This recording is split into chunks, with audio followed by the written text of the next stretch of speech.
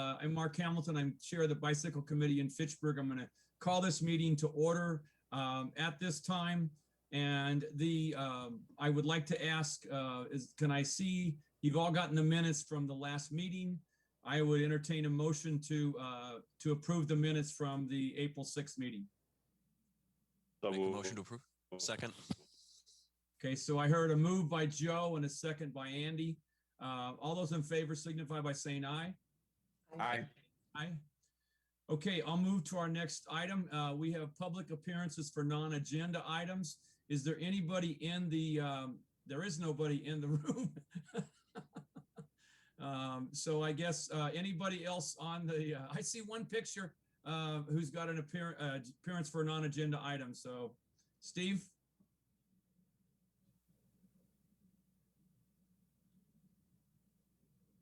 Finding my cursor and then unmuting.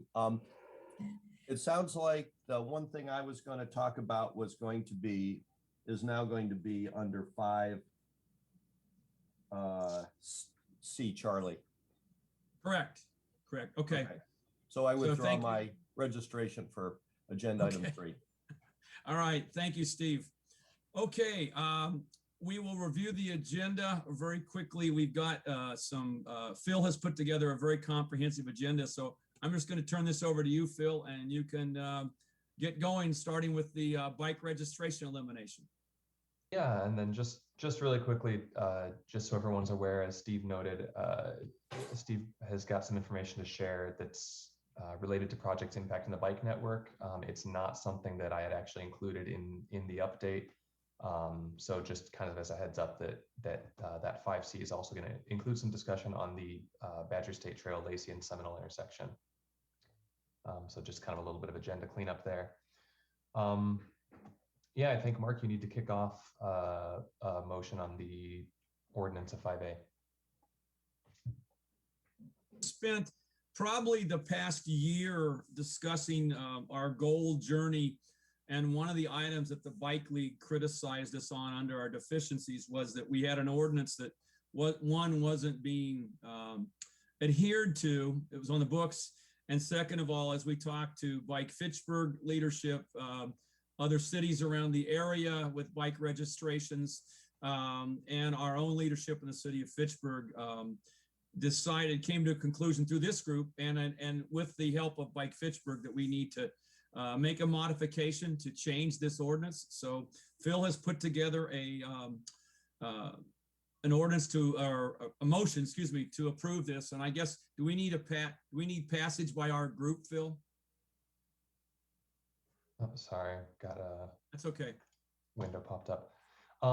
Yes, yeah, we need to start this with a motion and a second, and then okay. Yep, and so then discuss. I hope everybody's had a chance to read this. So let's start by before we put it up for a motion. Is there any discussion about this ordinance? So we would have to have a motion and a second first, and then discussion would follow that. I haven't done Robert's Rules of Order for a while, so I'm doing Mark's Rules of Order.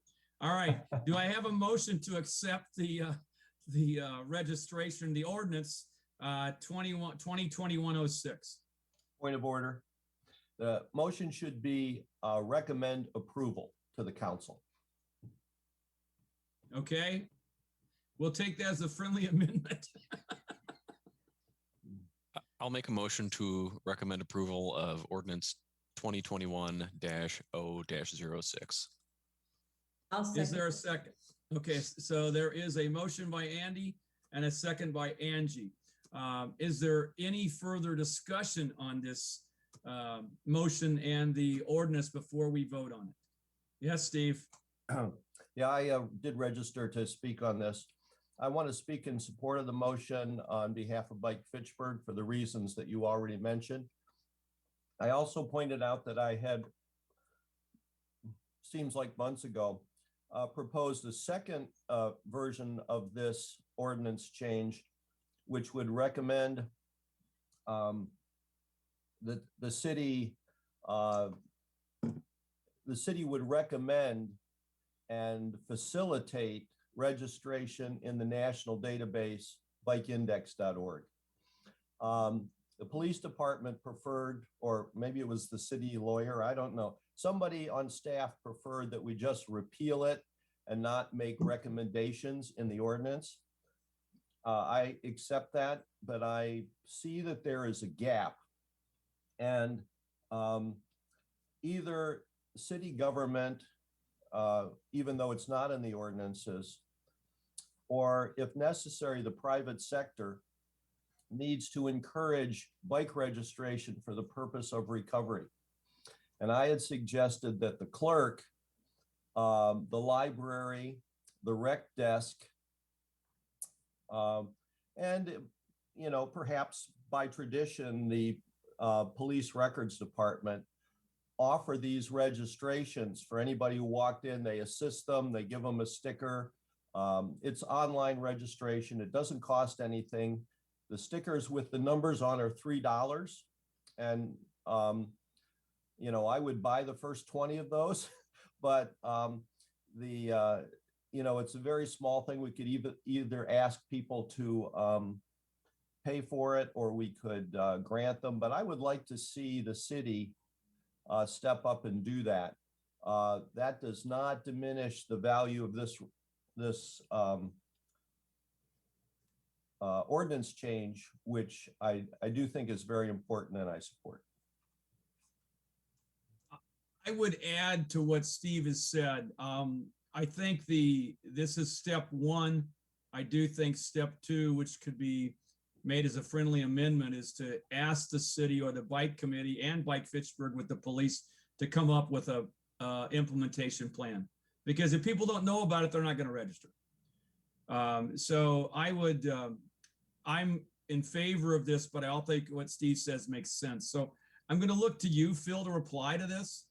You put the motion out here for us, or you wrote the ordinance. So yeah, so Steve's right, that after speaking with staff and with city legal department and the clerk, there were a couple changes that were made from what we had discussed earlier. One was initial discussion had been recommending or had been changing the existing ordinance to recommend without requiring registration, basically saying this is repealed, but we still think it's a good idea. We changed that only because ordinances are not really written to advise or give guidance. They're written to mandate something or not. So that was the initial change, was that the ordinance language eliminated language about registrations altogether, rather than changing it to say we think registrations should happen, but we're not going to require them.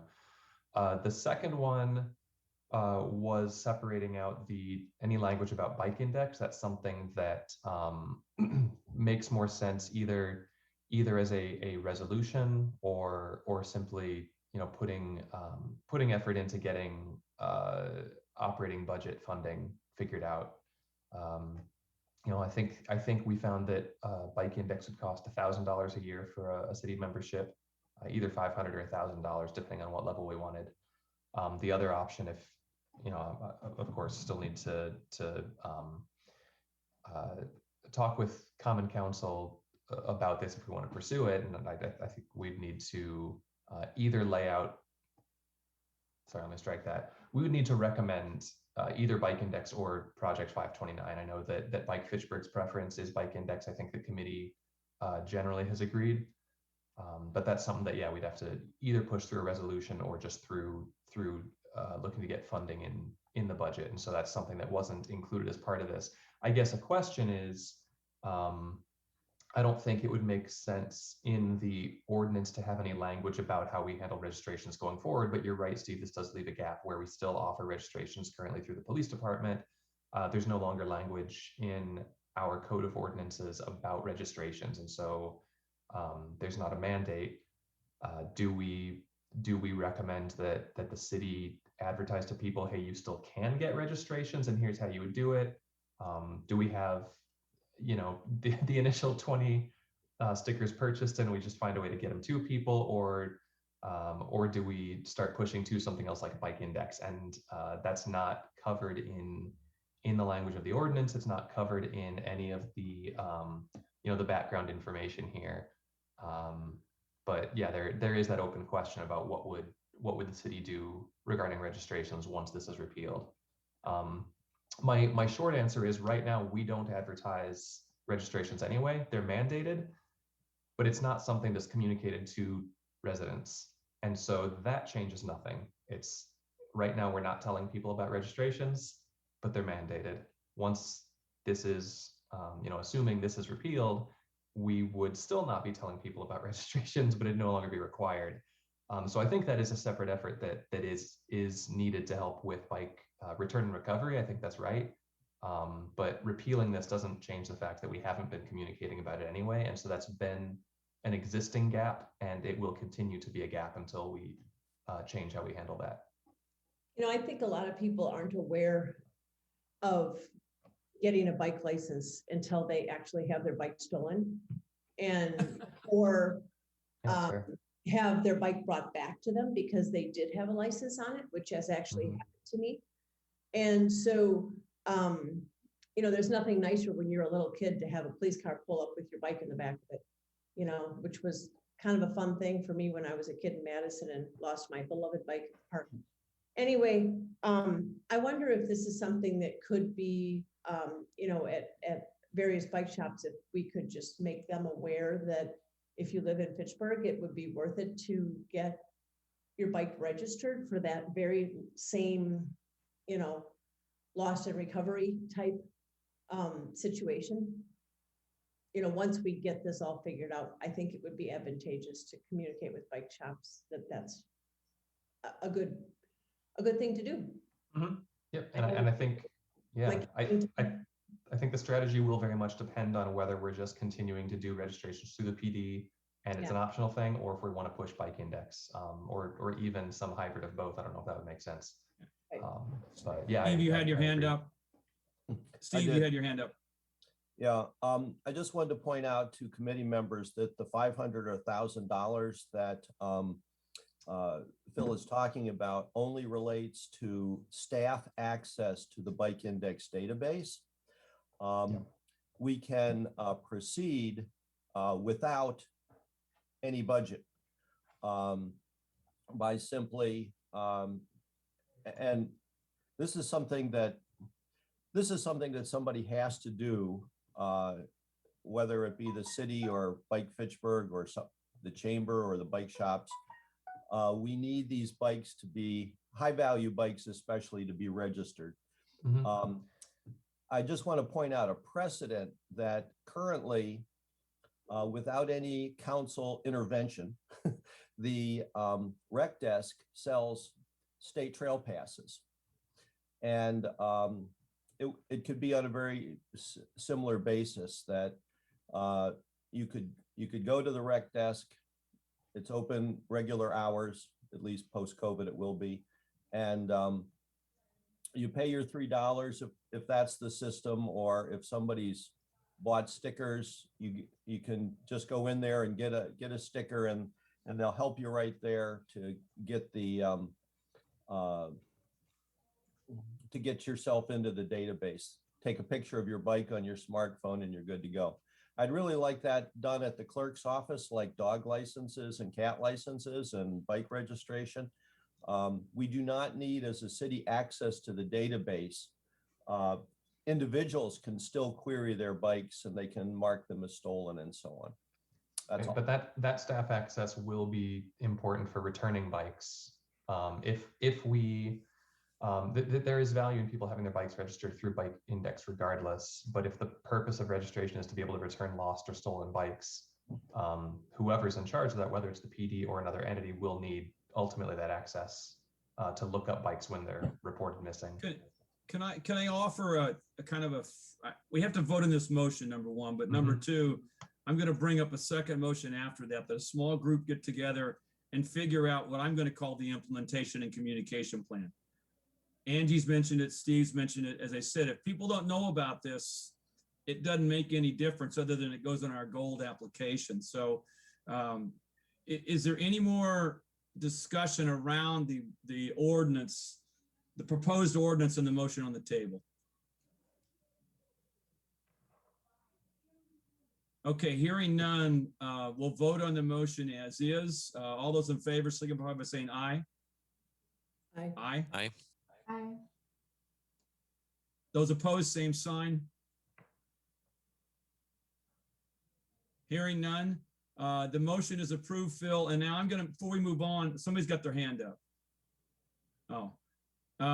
So hearing none, I'm gonna make a second motion that a subgroup of this committee, along with Bike Fitchburg, come up with a communication and implementation plan. We can figure out offline who those people, hold on, Steve, can figure out who those people are and then move forward. So I offer that motion up for discussion quickly.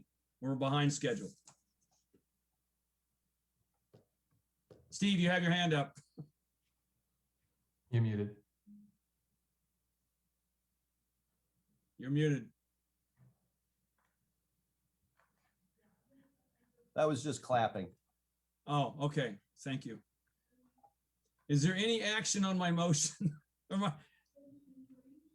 I'll second it, but and that I agree. It's going to be my suggestion as well. Is we should have a small group work on this and figure out where exactly in City Hall, well, which system we like to use. Personally, I would say Bike Index, just because that's what I'm already using, and then figure out where to offer that service. Makes perfect sense to me. Any further discussion? We've had a motion and second. Any further discussion? All those in favor signify by saying aye. Aye. Opposed, same sign. Hearing none, the motion passes. I will chat with Phil offline and we'll figure out a strategy to work this through. And I want to include Bike Fitchburg along with that planning as well. So stay tuned to this. Sorry we threw you curveball, Phil. Oh, that's all right. If anybody in the committee is interested in putting some time into that, working with, I mean, I assume it'll be me, somebody from Bike Fitchburg, possibly Mark. I'll help. Reach out to me or Mark after this meeting. This is a good thing, folks, and this is the kind of stuff we're trying to do to make biking better in the city. So we're a little bit behind, but I think that was an important issue we've been talking about for over a year. So congratulations, Phil. I think we've done the right thing, and I thank Bike Fitchburg's help along that line. So let's move next into bicycling and riding events around the city. And I want to hear about Phil's tour a couple weeks ago. Oh yeah, let me go ahead and share my screen again. So bike related events in and around Fitchburg. The tour, I can mention it briefly, but that's got its own agenda item later. I guess I could have just stuck it in here. So recent bike related events in and around Fitchburg, we did have a sustainability tour, but I don't want to step on item 5G's toes, so we'll try to breeze through everything else so we can get to that one. In June, just coming up in 5 days now, we've got Ride the Drive. This is a Madison initiative. It's been kind of taken over, blocking off car traffic from John Nolan Drive for I'm not sure how many years running. This year they are going to have it again. I believe it was canceled last year due to COVID, but they're actually they're expanding it in an interesting way this year, where they're having this take place at 4 different parks around Madison: Kennedy, Marlboro, Warner, and Winger Park. I don't know all the details there, but it is an opportunity to get out and just really celebrate biking, get out and enjoy the nice early June weather. We had a couple of chilly spring, almost late winter type days the last week or so. People were covering their sensitive plants to protect them from frost and things like that. But we're actually going to have real late spring, early summer weather. So definitely get out and enjoy that. They're looking for volunteers to help just kind of manage these different sites. So if you're interested in that, do check that out and offer your services. In July, looks like I blew this up a little too much. In July, we've got Move for Boys and Girls Club. I think this used to be called Bike for Boys and Girls Clubs of Dane County. This is a fundraising event for Boys and Girls Club. I don't know if anybody, I should have gotten some more details on this. But if anybody, Mark, you've participated in this in the past, right? Phil, I'm on the committee to put this Mark, together. You're on the I'm committee for this, right? Liaison, and I've done all the bike routes. So I can tell you as little or as much as you want. Bottom line is that they're doing a virtual and in person. Out of McKee, there's 3 bike routes, a running route and a walking route. And I'll be meeting with Lieutenant Hartwick shortly to finalize all that. But it's July 17th. Their goal is $1 million. They're going to do a skilled trade center somewhere in Fitchburg. It's going to be announced in mid-July. Second of all, it's the same weekend as some of you who know Kay Lum from Bike Fitchburg. There's an event in Partyville going on the same time that she and her husband work on. But if you want to sign up for this, Thad Schumacher, there is no Fitchburg team, but Thad Schumacher of Fitchburg Family Pharmacy has organized the team. And he's got, I think, what, Steve, about 15 members now? Yeah. So that's what's going on with that. It's going to be both virtual and in person, and their goal is $1 million raised. There's $35 registration fee, which goes to the Boys and Girls Club. And they're asking you to both fundraise and give more. Right. Steve, correction, it's 40 for the minutes. It went up to $40 2 weeks ago. Okay. Sorry about that. I paid 35. Oh. Thank you. So does that help, Phil? That's what's going on. That's great. Thanks, Mark. Okay. One thing I should have added into June, I don't know if the whole bike committee was included on this email. I think Angela just emailed you and me, Mark. The bike chamber is coordinating with Big Dog Movers and Free Bikes for Kids to deliver 130 bikes over to the Allied and Duns Marsh area this Friday. Is that right? Yeah, Phil, I think Joe can speak to that. Joe is involved with this, and he was soliciting volunteers. Yeah. So, hi everybody. Kind of awkward spot to be in. The Allied Duns Marsh Neighborhood Association is having an event in the park, 1 to 4, this coming Saturday. And we are doing food, music, and book giveaway, and will also be a bike giveaway. So. I sent an email out to, I think, everybody on this committee, but we need volunteers. We need volunteers a couple days prior to spread the word in the neighborhood, as well as volunteers in the morning to transport the bikes from Just Bikes for Kids, Free Bikes for Kids. They're basically closing down and moving the next day, so they need to clear their warehouse out. To transport over to Allied, and then people to be able to help hand out bikes as well as helmets. So this is an all hands on deck thing. If you are available at any point, either in the morning or the afternoon, please sign up, because we want to make sure that we're able to pull this off. So thanks, Joe. Definitely forgot to include that in the June event. So appreciate that heads up. And there is an email from Joe. So definitely, if you've got time, want to help with that, respond to Joe through that email. Another event in July is the Fitchburg Festival of Speed. This is one that's back again after a year hiatus, been going for a number of years. So there are several different more casual, family-friendly events.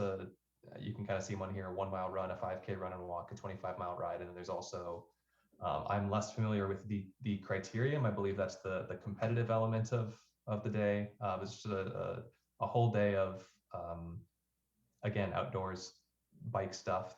Is this put on by Fitchburg Family Pharmacy? I can speak to that. It's put on by Race Day Events, our local business. Fitchburg Family Pharmacy is the sponsor of the 25-mile family ride. The criterium is the state championship.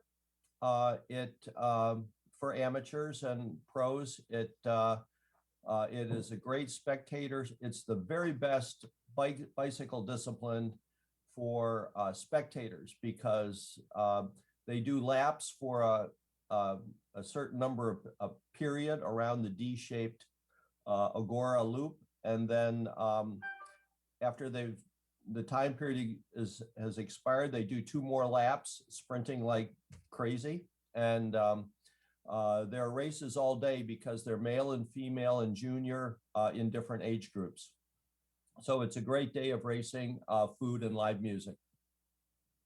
Awesome. That'll be July 10th. So check that one out as well. And then mention a couple times the Ride Across Wisconsin, not really a local Dane County thing, but it's a big state event, July 30 through August 2nd.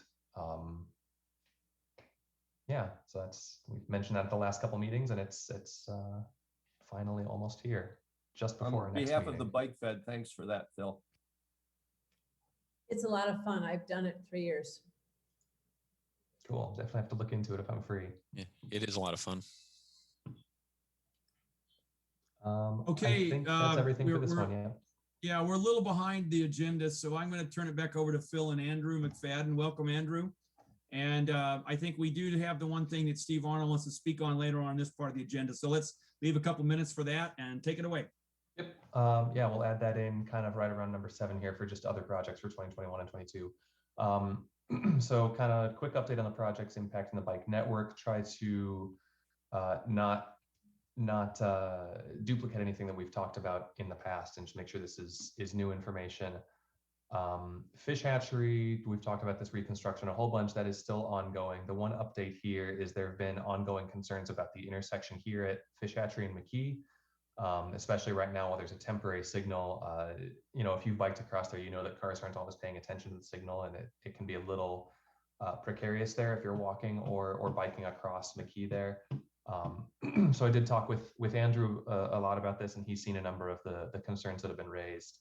And since the last time we talked, Andrew, you probably have an update on if this is going to be definitely going to happen, that we can adjust this walk signal for bikes and pedestrians. Yeah, I mean, it was relayed to our contractor, so Okay. barring any technical difficulties, it should be in this week, I believe. So just looking to get that walk signal a few seconds before cars actually get their green, just to kind of give them a little bit more of a visual indicator to be aware of bikes and pedestrians that are crossing there. Hopefully that makes a difference. That, you know, at some point, it's one of those situations where it would be, yeah, we just need everybody to be alert. And so that includes if you're on foot or on your bike, you'll have to watch and make sure that they notice you. And hopefully this is something that makes it a little bit easier for cars to kind of pay attention to what's going on around them as well.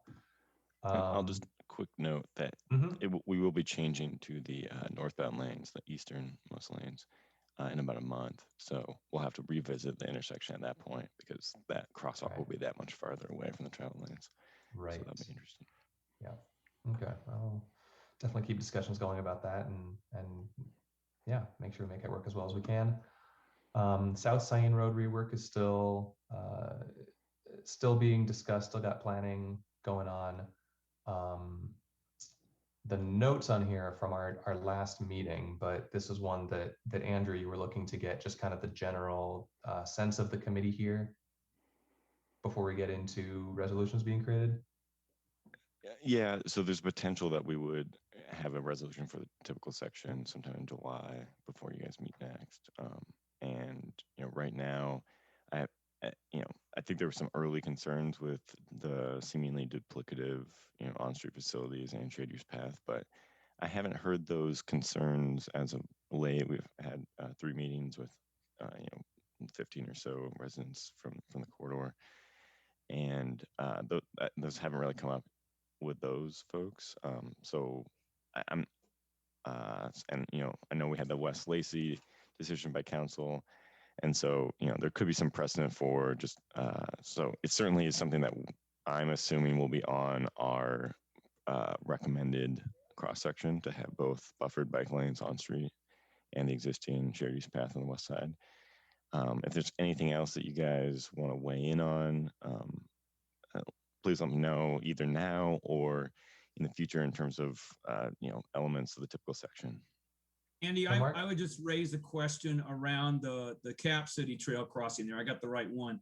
It's still kind of dangerous, both with people coming from the north as well as people turning right off of McCoy. Will there be any entertainment to put a flashing signal there or something to notify people, more than just a sign there's a trail crossing? I would advocate for that. Against the safety issue.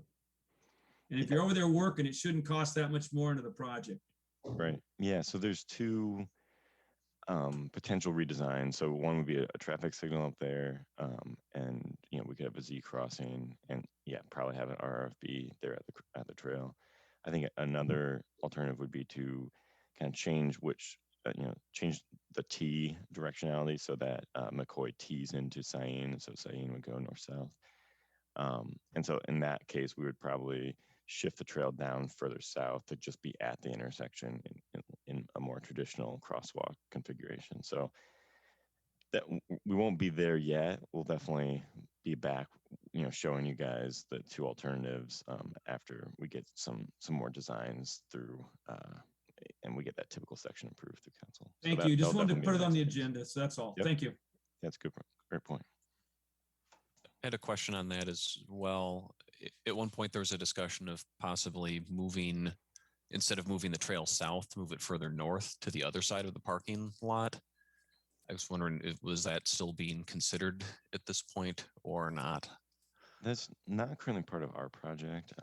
Yeah, unfortunately, that's wetland up there, and I think it would require a pretty extensive boardwalk.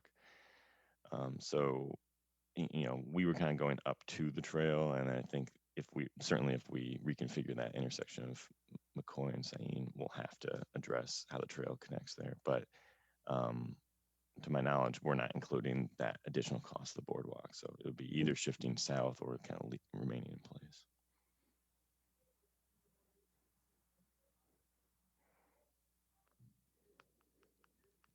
Okay, thanks. Move on to the next one.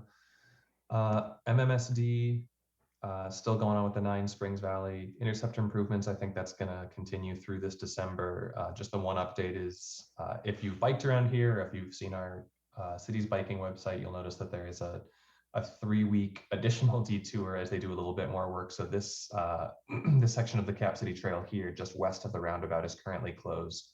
So that's requiring a little bit more of a reroute, kind of up the southwest commuter path and down here through the neighborhood to get back to where the Cap City Trail continues west over towards Fitchburg.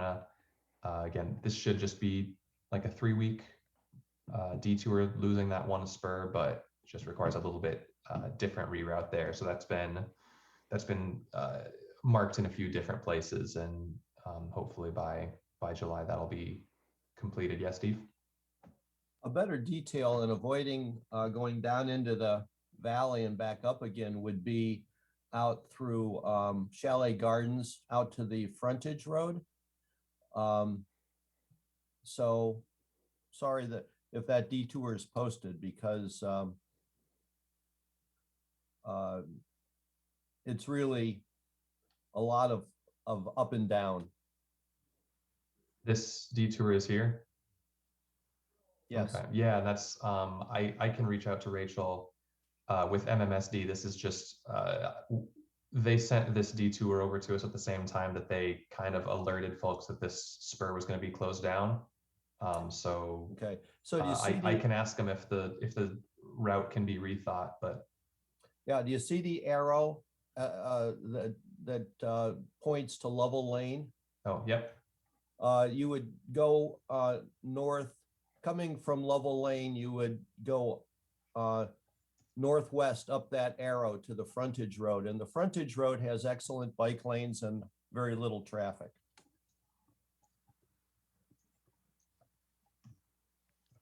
And would that make sense for everybody who had been intending to take the Cap City Trail over here? Like, I guess that's one thing I'm thinking about is if we're trying to reroute Cap City Trail traffic here, does taking them out to the frontage road here then require, biking back along the frontage road for a quarter mile if they want to get back south there?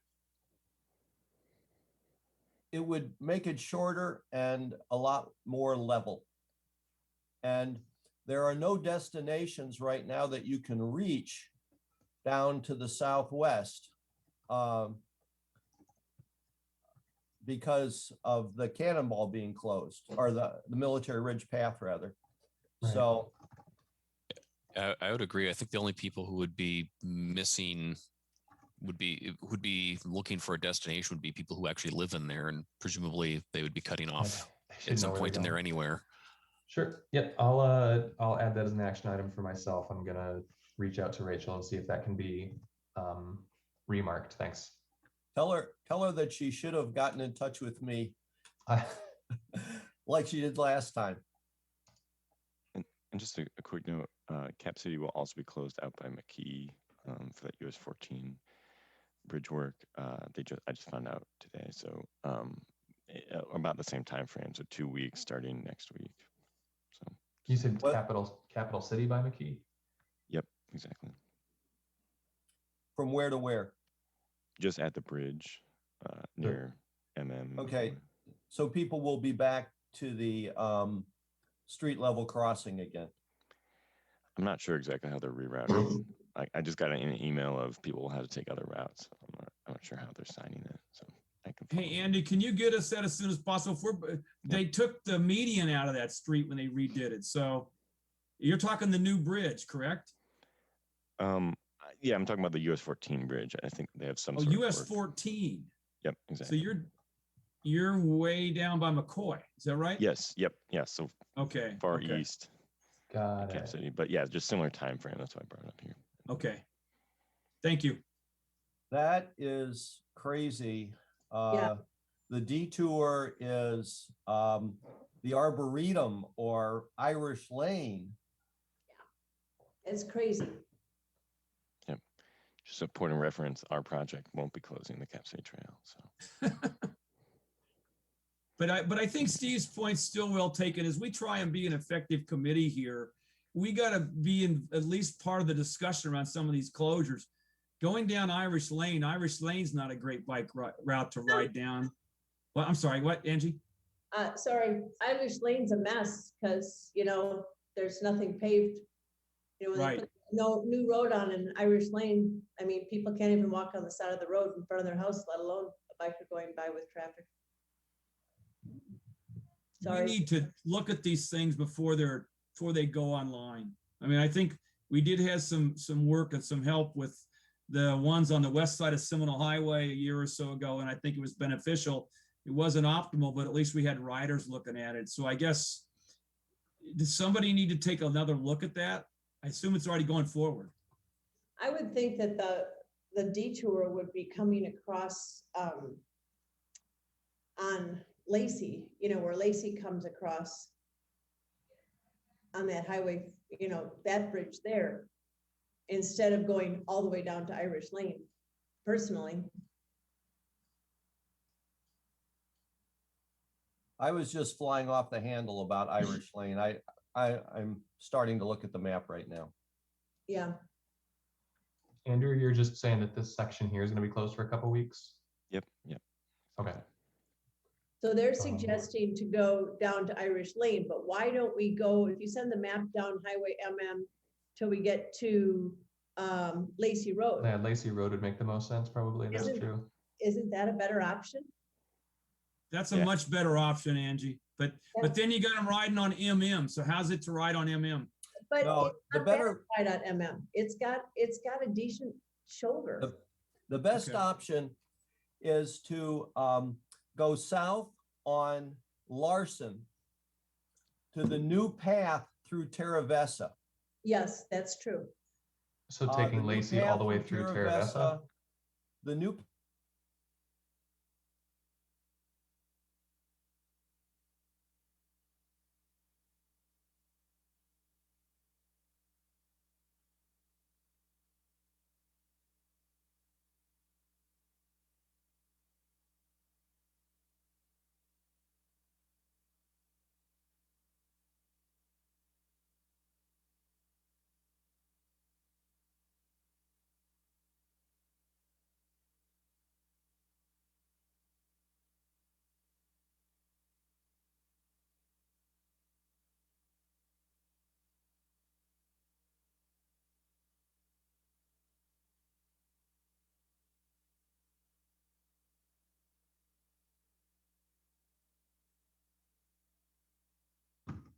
Go to the next one, the Lacey Road reconstruction. So this one, just a quick update that I would imagine a number of you were on the council call last Tuesday when they discussed this. But they did hold a vote on how to essentially how to structure the road and trail situation on the West Lacey Road reconstruction. So per the May 25th meeting last Tuesday, the final design will include both 5-foot bike lanes with 2-foot buffers and a 10-foot shared use path on the north side of the road. So this is, I believe this is in line with the recommendations made in the 2017 bike and pedestrian plan. This is kind of both of the things that, as a bike committee, we discussed previously. We were hoping that would be included in the reconstruction, so that'll both make it immediately more bike and pedestrian friendly, as well as, as development continues. We've got a little bit here in the Sonar Prairie area. There's a little bit of Quarry Ridge development here as that continues, and we get more and more people using this road. Lacey then will continue to be quite a bit safer and more pleasant for cyclists to use. So I think in terms of biking interests, that was a really big win. Is this the place where we should talk about the intersections? Yes, let's cover bring it that up here, and let's Steve. pay attention to our time, as Phil has said. So go ahead, Steve. So as Andrew would say if he was still here, this is a separate design project, but will be constructed at the same time. They're talking about two alternatives, a roundabout and a signalized intersection at Seminole and Lacey. And they want our advice as to how to do the intersection of the Badger and Lacey. And I'm going to just briefly give you these. These are my ideas. I've gotten a little bit of feedback so far, but not enough to say it's Bike Fitchburg's ideas. And you know what I really wish we had was the proposed roundabout. Do you have that, Andrew? Angie sent it to me from the meeting. If you could share that. Anyway, a roundabout has a crosswalk on each leg. And the first proposed,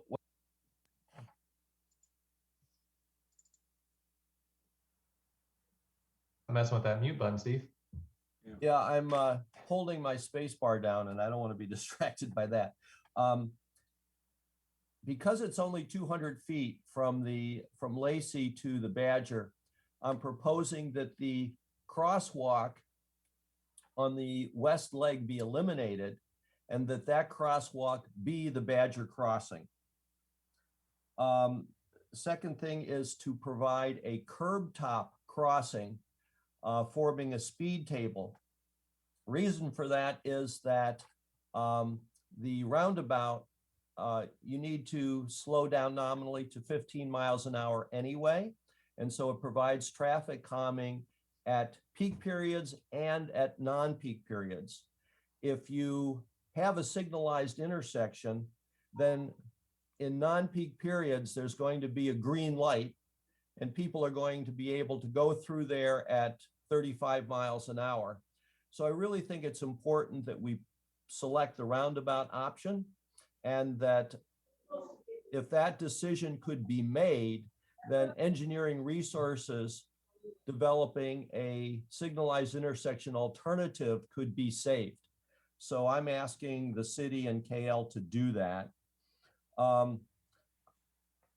would ask that a flashing yellow circular signal, warning signal, be displayed to drivers at the crossing of the Badger. According to the MUTCD, this means yield. And I want the motor traffic to yield to the Badger because the Badger is very busy there. And because this is the new most dangerous intersection for bicyclists in Fitchburg because of high traffic and high speeds right now. Now that the McKee Bridge is in on the Badger. So, flashing circular, then speaking strictly at the roundabout, there's a proposal for a bypass lane from the movement going from east to north, which is the most common movement from central Fitchburg up to the north. That bypass lane actually decreases safety because it increases the number of conflict points. Because it's a single lane roundabout, there's a conflict point for the bypass lane as well as for taking the main roundabout. And so the bypass lane decreases safety and should be eliminated. There was not any attention in what I've seen so far to the four-way intersection between the Lacey Road side path and the Badger. And so I'm suggesting that the Lacey Road side path be offset by about 5 feet so as to make it clear that the Lacey Road side path yields to Badger traffic. And then you can see on the diagram or the aerial that is being shown that the western gas pumping station has 2 driveways. And I'm suggesting that the eastern driveway closer to the Badger be closed. They have full circulation for motor vehicles within their site, so they do not need 2 driveways. The splitter island for the west leg of the roundabout does not show a curb cut for the eastern gas pumping station, and I think you need one of those. I've got some other details on here, but I will save those in the interest of time. They're more detailed about signage. So Andrew, I think, did you get all that information and to digest it? And I think that I know Steve's talking to Bike Fitchburg, and I've been involved in some of these discussions, and I think that most of it does indeed make sense. Will you take it back to the planners? We've also got Joe on the phone here as an alder who's hearing this too. Yeah, so yeah, just to kind of give everybody a quick update on the project. So yeah, it's part of, so I have basically a draft scope for the intersection and trail crossing design contract. We'll be reviewing that and kind of working with the consultant over the next couple of weeks, but then that would go to council along with what I'm proposing is, a whereas statement that would say this intersection is being, proposed to be a roundabout. I think you can look, make sure Joe gets the info so he can support us as it goes forward. And if he's got any concerns, I don't know if he's still riding. He's still on, but he's muted. And then second of all, as I said, I do strongly urge some kind of signalage there that does let folks know there's people crossing, because I rode this road over the weekend twice, and it's getting worse, as Steve said. So yeah, so I guess the decision point is the control, and then we'll get to all the specific nitty gritties next. That's so, great. And definitely welcome your guys' feedback on that, because we'll have more time. If I can get this through our Bike Fitchburg decision-making process and to you by the end of the week, does that meet your time frame? Yeah, definitely. Okay. I don't want to just hand it off as my ideas. I'd like to get feedback and updates from other members. And I've got feedback from Angie and Mark, and I'll send it to Mark or to Phil to circulate to the bicycle committee at the same time as I send it to Andrew. All right. Thank you. I'm gonna move us along here. Thank you both, Andrew and Steve. You got some more there, so go ahead, Andrew. Yep, just a couple more things here to cover quickly. So if you've been at the Seminole and McKee intersection in the last week or two, you've noticed there are these new green bike boxes. This is something that's new in Fitchburg. I think there may be a couple of these in Madison, but I'm not sure. Basically, this is a design to help ease left turns for cyclists at this, what's becoming has been, it's becoming even more so a busy intersection. So rather than pulling into the left turn lane with vehicles to try to turn left across the intersection, the idea is that you would continue in the bike lane straight across here to this bike box, and then kind of reorient yourself 90 degrees and wait for that green light and go straight across. So we've got this all 4 directions at McKee and Seminole for cyclists.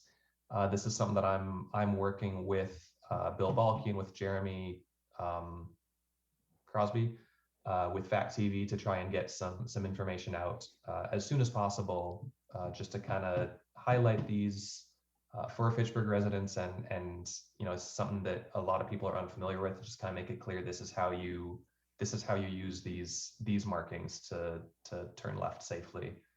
Really quickly, Steve. Yeah, I've been waging a battle on Facebook explaining how these things do work, and I put up this public service announcement. Sunday I was out and I rode all 4 legs of this, making the left turns. And I will be working on a video to post to show how to do this Okay. from the point of view of a biker. The last thing is that the question for Andrew, someone asked if we had, someone from Madison asked if we had received permission to experiment from Federal Highways to paint the pavement green here. Do we have that permission? I can double check on that. Yeah, as far as an interim approval. Would you let me know by email so I can tell them? This is actually gold bicycle stuff. This is a very progressive treatment that, and I want to applaud whoever thought of putting them there.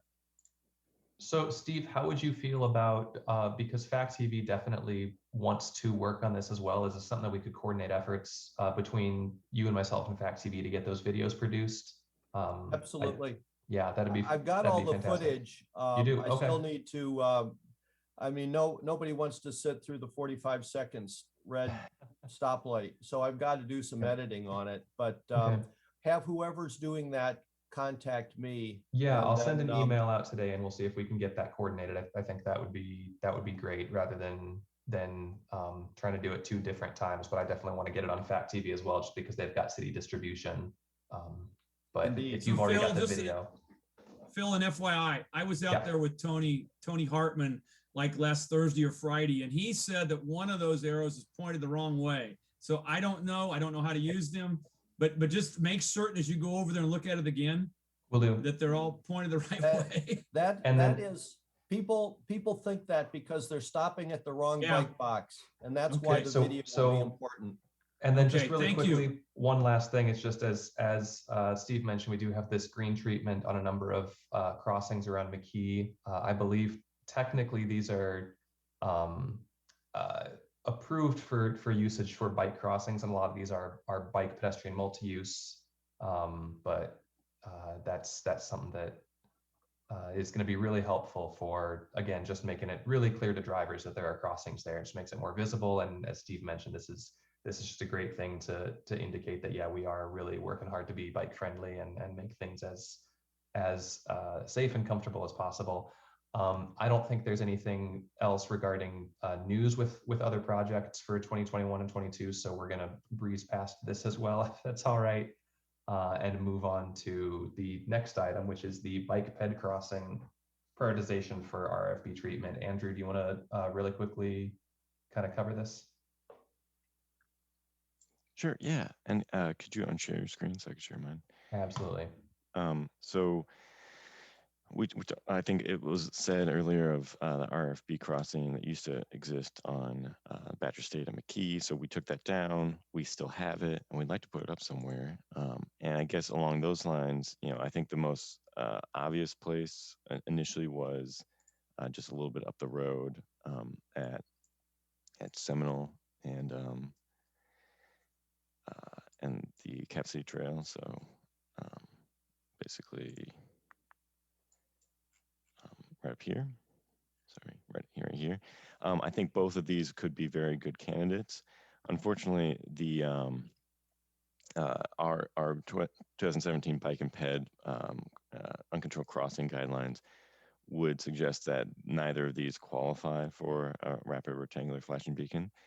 So, instead of saying, well, that doesn't qualify, let's just keep putting that in storage.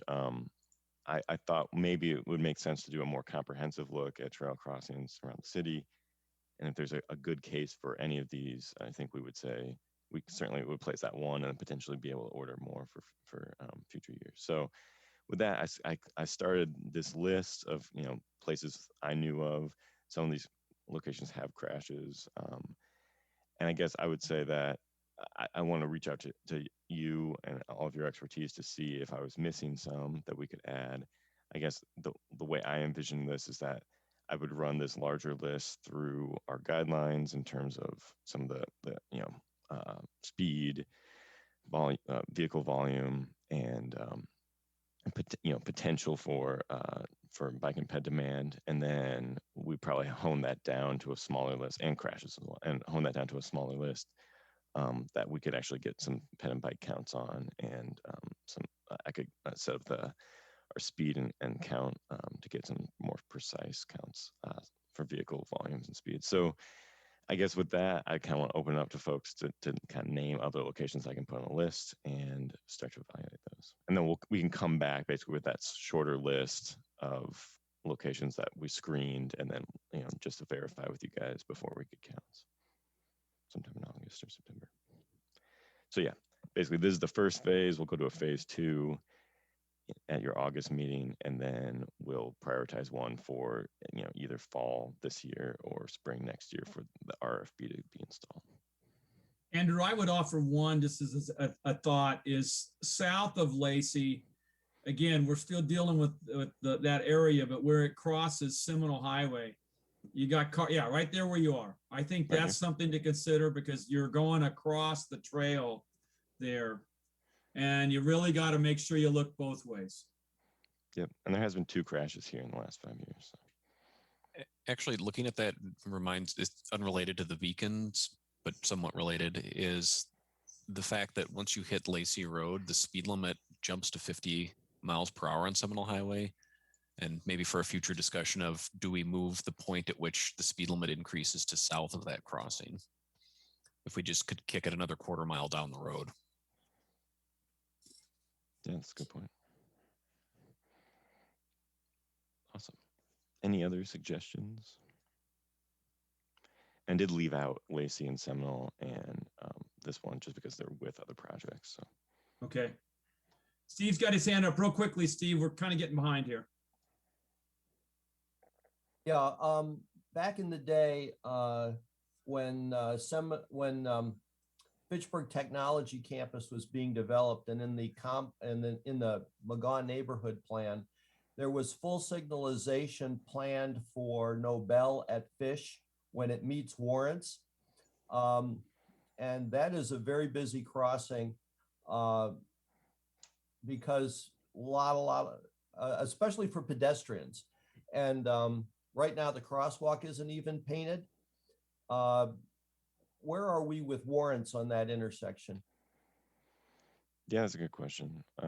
So I don't believe we've done a full warrant study on that. I know it was included in the CIP, both in ours and the county, or will be, for a signal and basically a 4-lane reconstruct of this portion of Fish. But I think that there might be some interim measures before we have a full signal there. And that's why I included it. We don't need 4 lanes. Sure. Okay.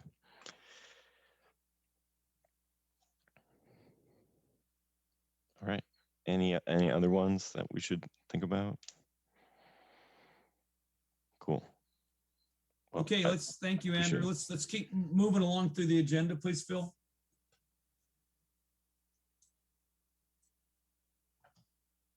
Yep.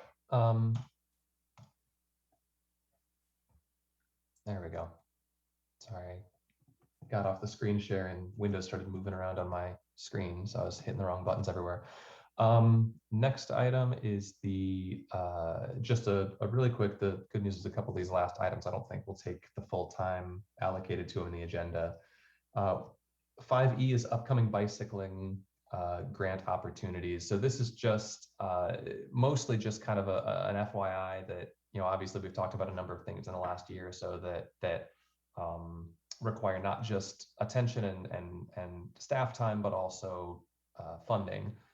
So one thing that I've been starting to work on grants for, I'm actually going to be submitting one grant today, is for the North Fish Hatchery Hub, that bicycle playground that we're looking to add there.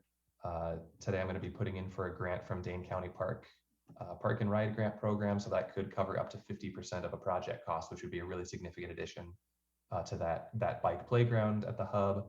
Also looking at People for Bikes that has a community grant program, and we'll probably also be looking to get that funding applied to the hub. These are the 2 grants that I've come across in the last several months that seem applicable to anything we're doing. Both of them, the grant requirements stipulate more of bike infrastructure as the target for funding, so that would leave out something like, we've talked a lot about bike counters to really work on getting a better sense of the total bike traffic and commuting numbers in Fitchburg. I have yet to come across a grant that would cover something that's more just like data collection and sort of infrastructure planning resources like that. That's something I'm on the lookout for. But certainly that's a type of grant that I'm hoping becomes available in the next few months. I think if we can get grant funding to place some counters around our trails and roads, that would go a long way towards getting that installed. We definitely do have some like, yeah. So just kind of wanted to give a heads up there. I don't know if anybody is familiar with other cycling grants beyond the Dane County Park or People for Bikes that I should look into, or otherwise this is just kind of an ongoing item that I'm always keeping an eye open for these. One item, if you get large infrastructure projects, to keep in mind the Knowles Nelson stewardship program. Yeah, so Knowles Nelson, that's about like purchasing private land for public Not uses, necessarily. right? No, there's a fairly large sub-program that can be used for developing property. So for example, I know the city did put in for the hub project under the local unit of government sub-program. But one recommendation too would be typically the local unit of government sub-program is significantly oversubscribed, but the nonprofit conservation organization is undersubscribed. So I think that might be a case where we could partner with someone like Bike Fitchburg and have them actually apply through the nonprofit side rather than through the governmental side. Knowles Nelson supported the fish hatchery side path between the community center and Sayin Road. Got it. Also portions of the Cap City Trail in Fitchburg.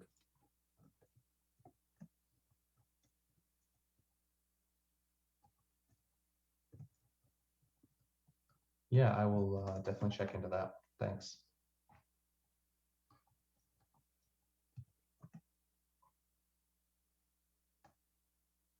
Yeah, but that's an ongoing thing. We'll hopefully have some good news on those first couple grants for the hub, either in August or at the latest October, and then just keep working on funding for the many other things that we want to keep working on here in Fitchburg. Good news is there's always stuff to put in for grants on. We have no shortage of projects in the hopper, as it were.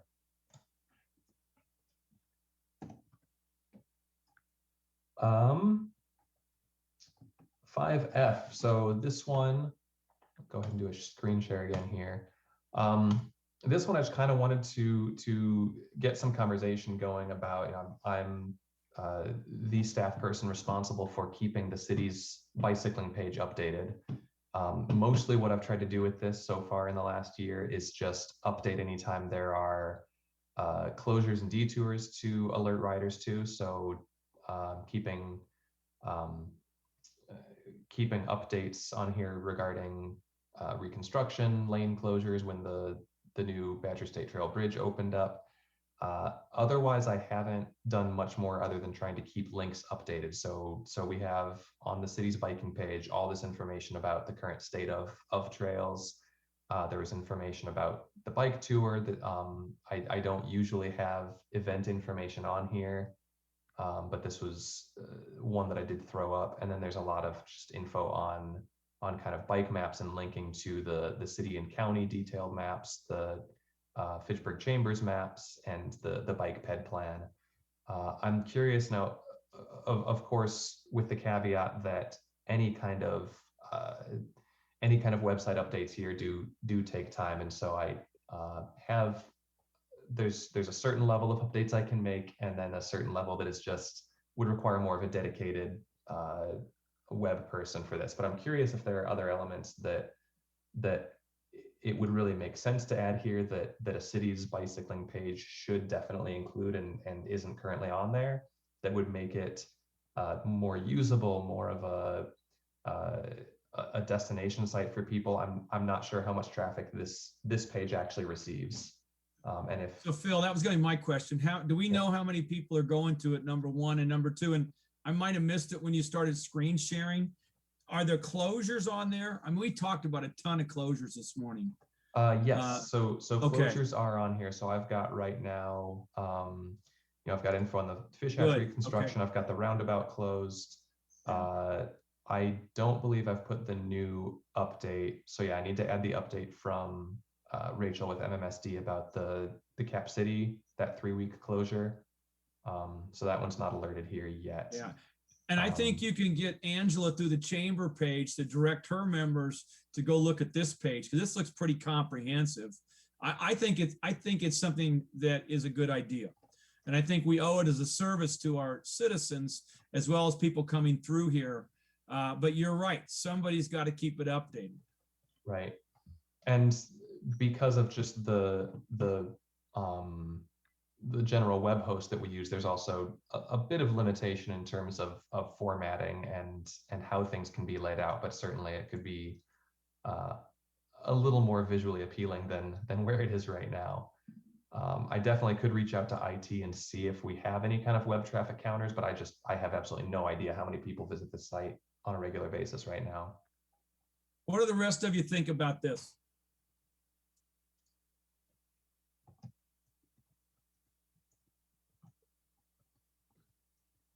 There's a potential for a duplication of effort between Bike Fitchburg and the city. We are trying to also put out closures, new facilities, and well, those are the two things. I wouldn't be concerned about duplication of effort regarding alerting for closures. I think that's just something that, you're not going to have 100% overlap of traffic between the two sites. And so the more places that we can alert folks to those, the better off we'd be. Hey, just an FYI, I gotta hop off, but they're currently Matt Pro is engaging different departments about the eventual kind of redo of the website. So that may be something we want to get on our agenda if we get him to show up at one of our meetings to just talk about that. Yeah, I'll definitely reach out to him. Thanks, Joe. Yeah, see what Matt has to say about that. So I think the best thing to say, if you got any more feedback, get it to Phil. I too concur that some degree of duplication is a positive thing, and let's keep moving along. And as I said, the better we can make it in the long run, that'd be great. So keep going, Phil. We got a little bit of time left. I'm trying to get us done by 9 o'clock. So. Yep, and good news is we've already, because that was short enough. I wasn't sure how much time that might take, so I built 15 minutes into the agenda for it, and we used maybe 5. So we're well back on track, and then some. The last thing I had in the agenda was just kind of a recap of the sustainability tour. So I know I had talked about this. This is kind of one of the things that happens because we only meet every 2 months. Is a lot of the final planning for this occurred after our April meeting, but I did end up having the sustainability bike tour that I think I first started talking about last year for Earth Month. So it's been a long time coming, but went ahead and put together a tour that a couple people in this call attended, I believe. Andy was there. It was Tony from Bike Fitchburg with the mayor, and then about 24 people came out 2 Saturdays ago just to enjoy a nice bike ride around Fitchburg. And we stopped at each one of these locations to just talk about some of the sustainability things that are going on around the city, different initiatives. So stopped at McKee Farms Park and talked about the importance of urban green spaces and parks and sort of what Fitchburg has to offer there. I guess we started at the Civic Campus and talked about our renewable energy commitment from a couple years ago, and the different solar projects that have gone on around the city, as well as the LEED Gold facility.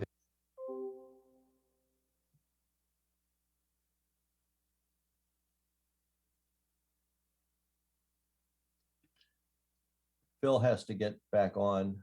Yeah, we lost you, Phil. While he's doing that, Andrew, do we have an opening date for Burn Road yet? No, but I can get you that. It's supposed to be mid-July before the Boys and Girls Club ride, Steve. Thank you. That's not it. That's what I'm saying. That's what I was tracking. Was early July.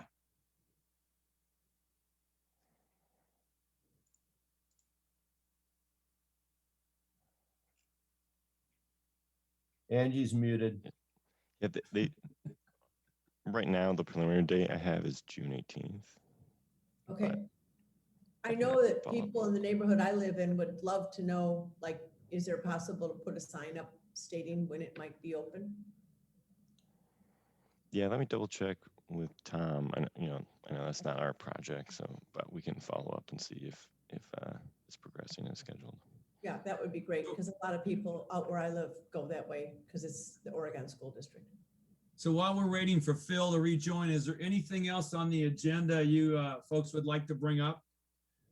Andy, you went on the sustainability tour. Was it a good, enlightful tour? Yeah, it was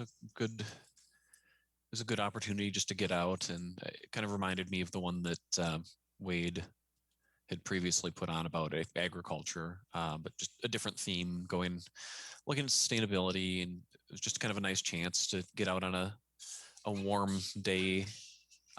Sorry, I've got a toddler running through here. It was just nice to get out, see the different facilities. Is Phil back on now? Yeah, I think we got Phil back. Yeah. Phil? Sorry. Yeah, my apologies. My internet completely died, so I'm just calling in from my phone now. Okay. Phil, while we were waiting for you, I had asked Andy to kind of give his overview because he went on the tour with you. So you're still on the tour report. Yeah, feel free to, I can just jump in wherever, Andy. Sure.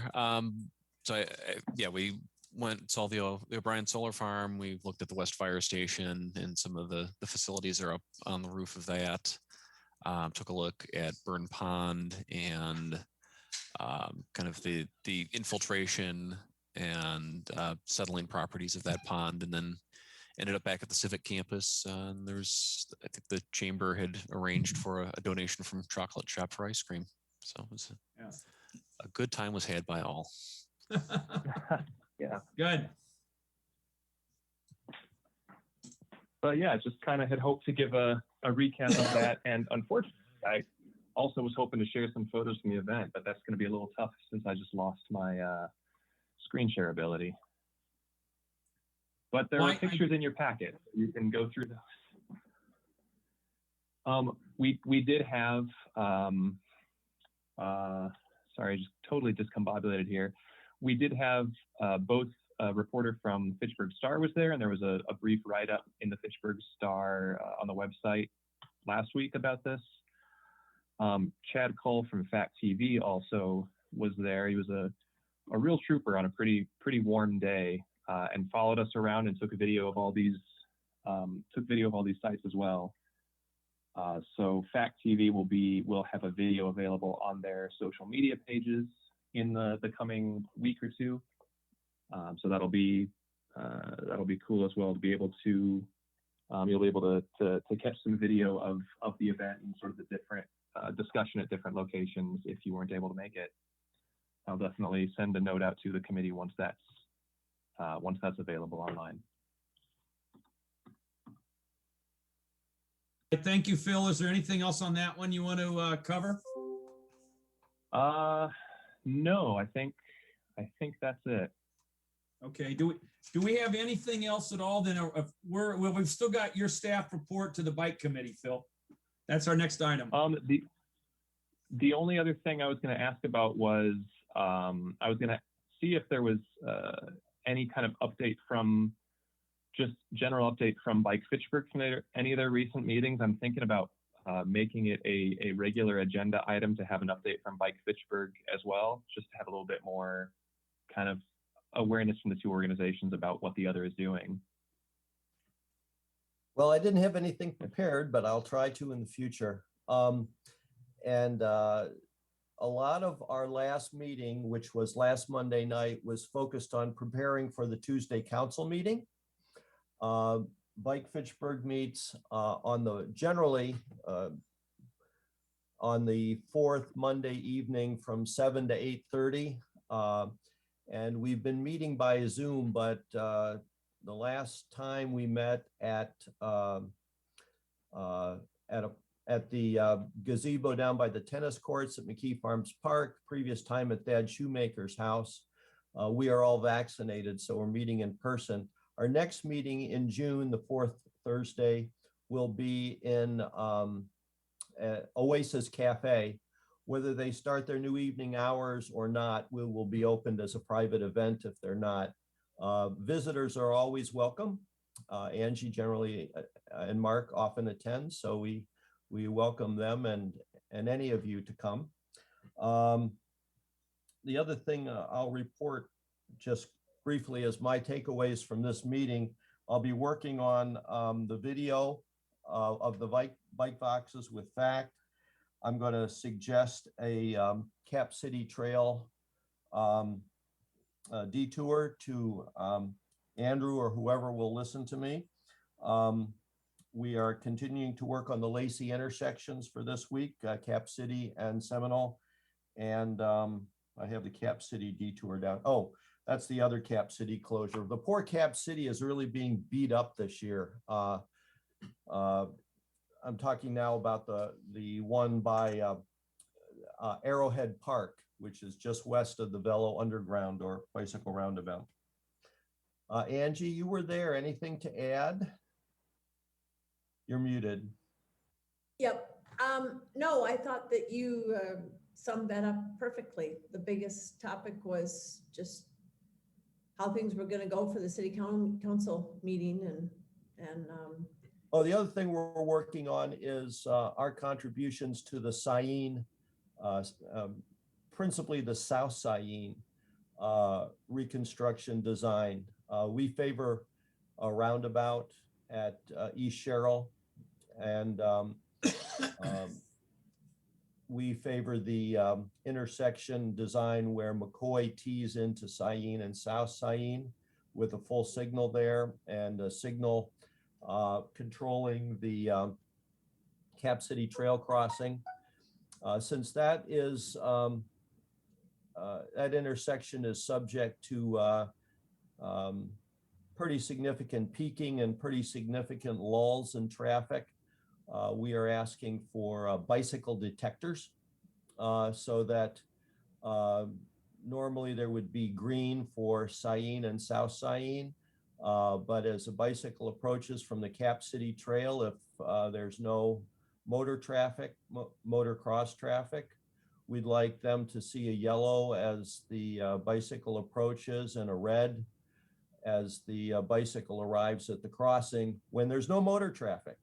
But when there's motor traffic, of course, we don't want a repeat of the fatality that we've had there. Okay, thank you, Steve.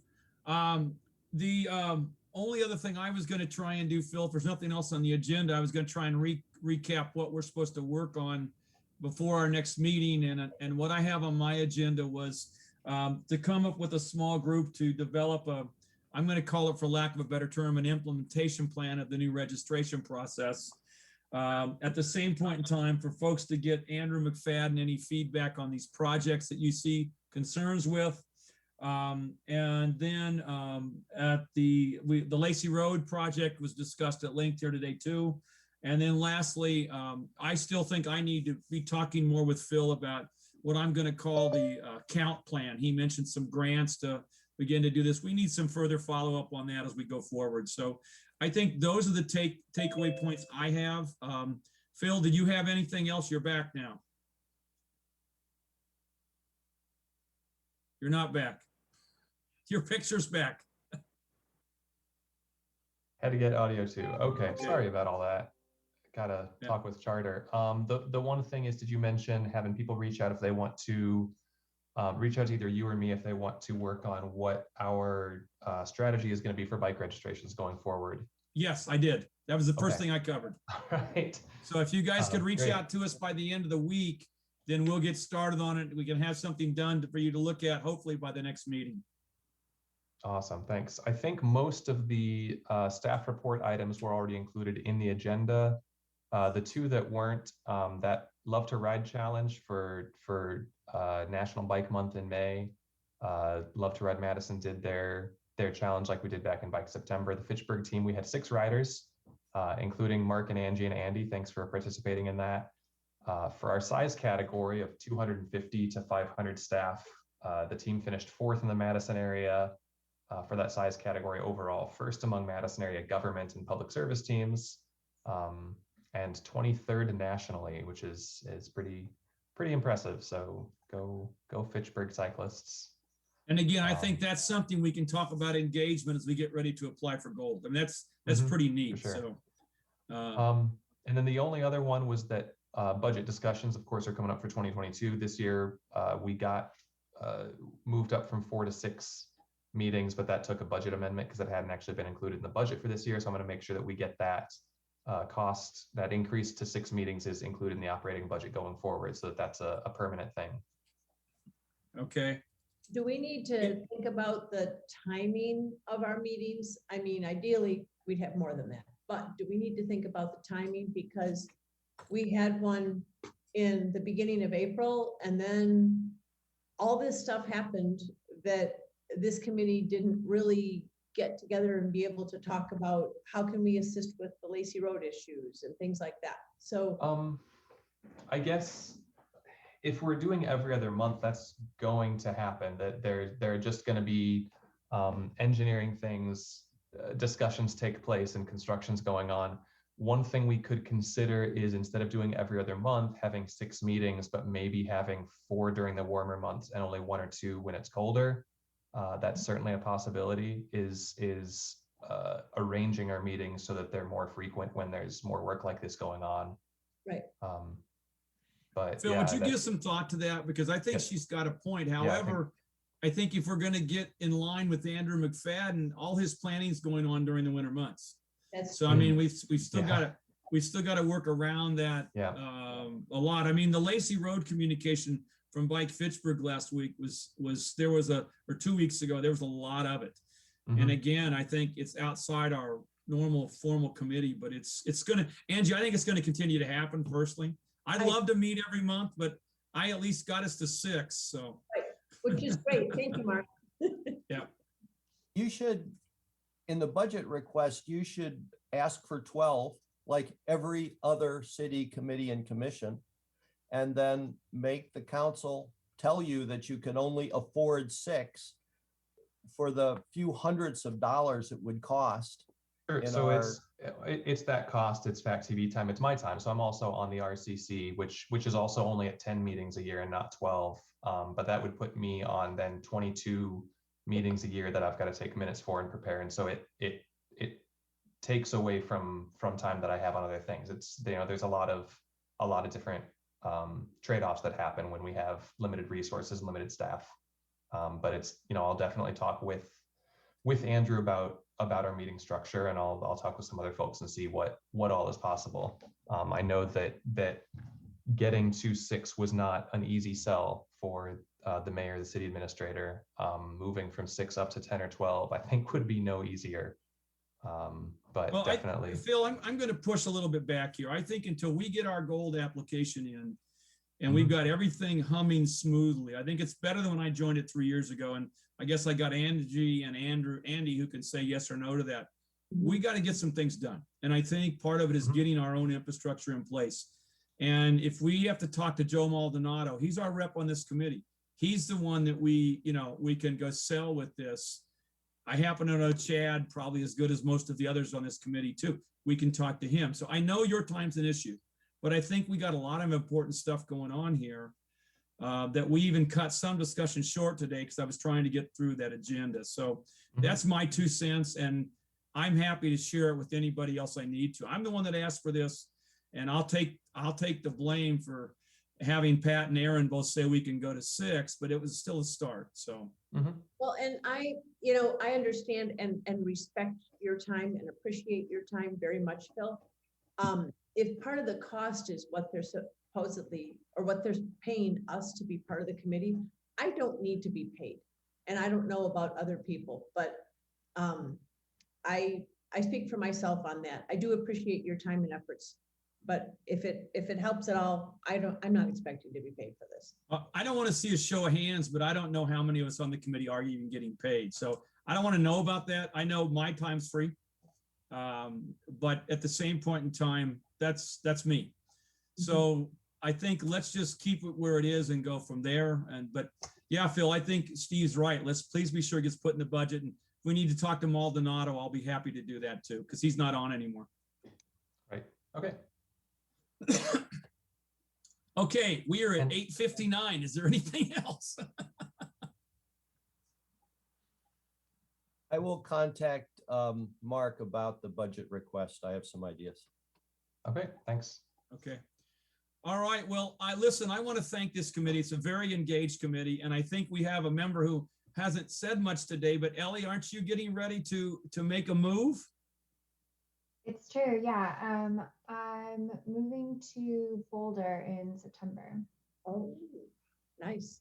Congratulations, so that's exciting. We want to thank you for your time. Wish you well with your endeavor. Make sure you get on the bike committee out there in Boulder. Because I know they ride because they're more bicycle friendly than we are. No, but it is a perk for sure. I'm moving for a job. Nice. Yeah. Well, best of luck to you. Is there anything else for the good of the meeting today? If there is none, it is 9 o'clock and I'll entertain a motion to adjourn. So moved. So moved by Andy. Is there a second? Second. Second by Angie. All those in favor signify by saying aye. Aye. Opposed, same sign. Thank you and have a great day. More follow-up to come.